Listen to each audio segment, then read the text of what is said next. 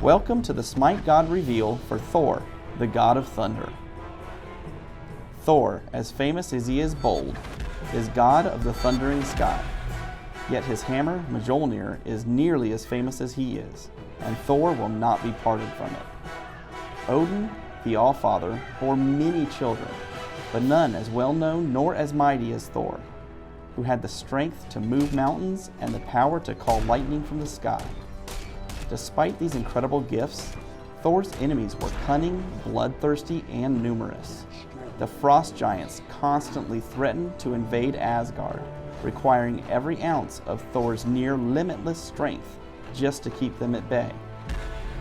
Had the tide truly turned, Asgard might have been destroyed, but a simple prank played by the treacherous Loki ended with the creation of Mjolnir, the legendary hammer, and with it, Thor utterly crushed the frost giants.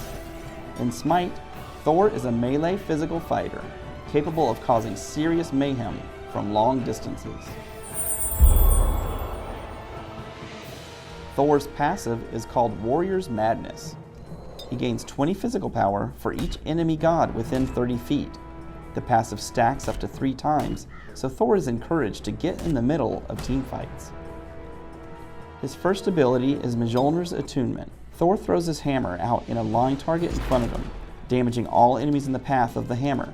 The hammer then returns to Thor, doing half the damage on its path. If an enemy god was hit by the hammer throw, they take double damage on the return path.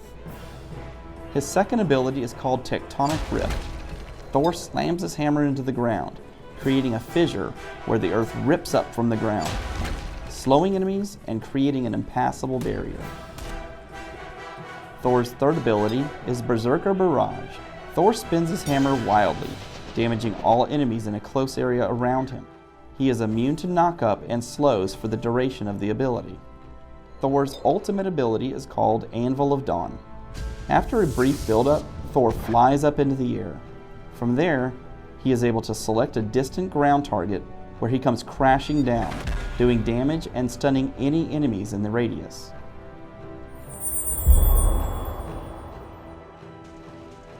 In this fight, I find Bakasura coming out of the jungle.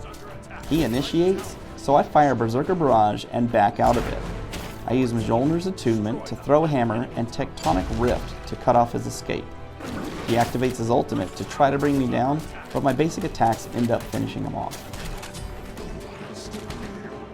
This time, I see Guan Yu initiating a fight on the enemy Agni.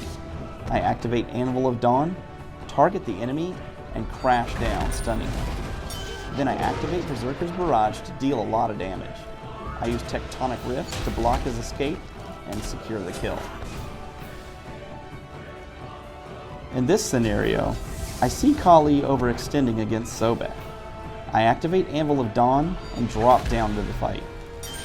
Seeing that Kali is low health, I cut off the croc with my wall and throw a hammer to secure the kill steal.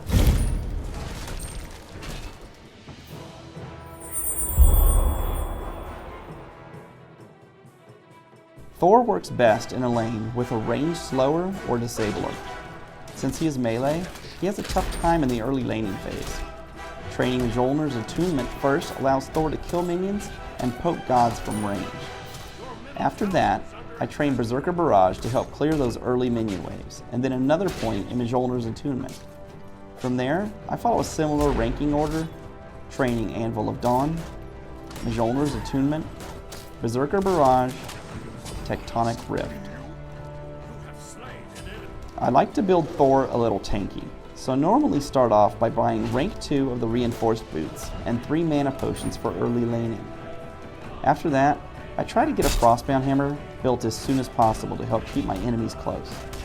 Then I finish my boots and get Voidblade, Witchstone, Titan's Bane, and Deathbringer. Thanks for watching the SMITE God reveal for Thor, the god of thunder.